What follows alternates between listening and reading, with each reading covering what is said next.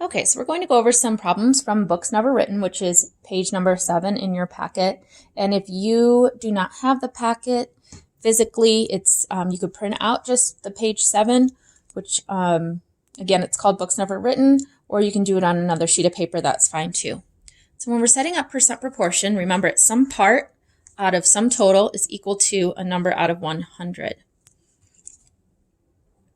We can use the clue words of is and of to help us with what's the part, what's the total, and then that percent symbol is really helpful with letting us know, oh, that is shaky, with letting us know what number goes above the 100.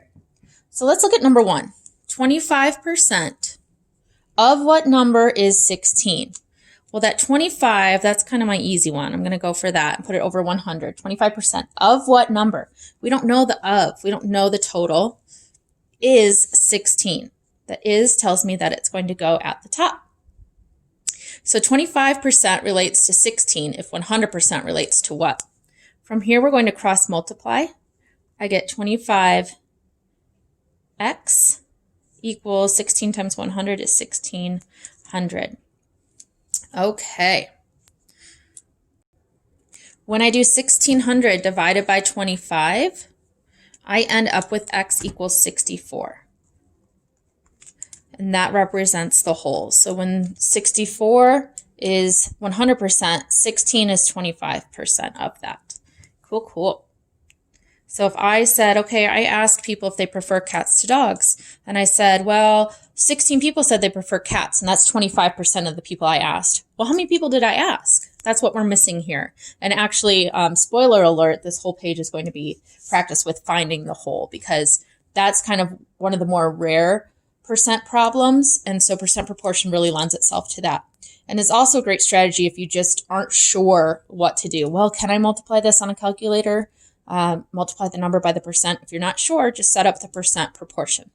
And yes, I do just go around in my spare time asking people if they prefer cats to dogs. That's just what's exciting for me. Now let's look at number 2. Number 2 is 10% of what number is 80? So I set up my proportion, always putting 100 here for percent proportion. 10%, ooh, easy one. Of what number? I don't know, is 80. Cross multiply, I always like to start with the variable, so I get 10x equals 8,000. And when I divide by 10, I get x equals 800. So if I asked 800 people if they prefer cats to dogs, 10% would be 80 people say cats. Woohoo! I'm not giving much love to cats. Sorry about that. Number 3, set up my proportion. 100 is the constant. We're always relating the number to 100 for the percent. 36% of what number is 72? 36%, my percent goes there. Of what number? I don't know the total. Is 72. That is tells me that that's going to go in the part. So I cross multiply, I get 36x equals 72 times 100, which is 7,200. And I end up with x equals 200. So the whole 100% is 200 when 36% is 72. Let's skip down to the word problems. So if I look at problem 11, the fastest speed recorded for a runner is 27 miles per hour.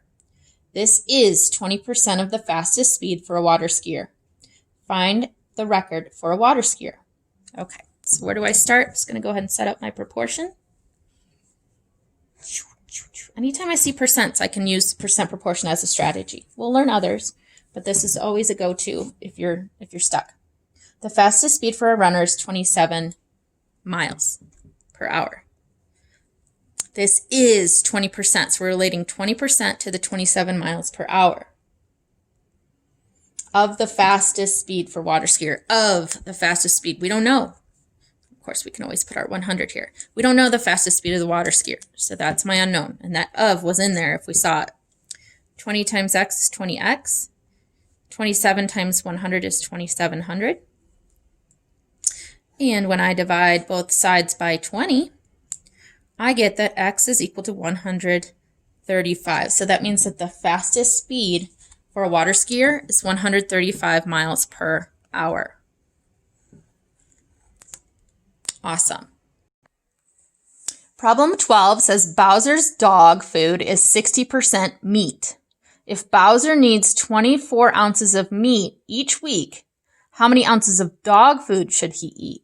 All right, so if we picture his dog food, 24 ounces of it is meat, and they're telling us that's 60% of the total dog food. We need to figure out how much dog food does he eat in 1 week. Okay. Bowser's a great name for a dog.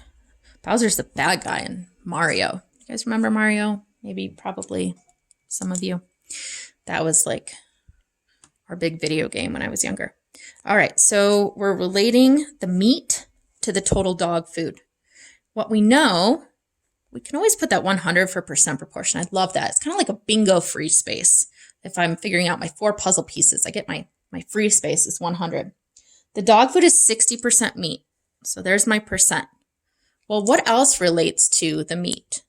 Well, it says 24 ounces of meat. So 24 ounces is 60% of the total dog food. I need to figure out how many ounces does he eat per week based on that information. So I cross multiply. I get 60x equals 2,400. And when I divide both sides by 60, I get x equals 40.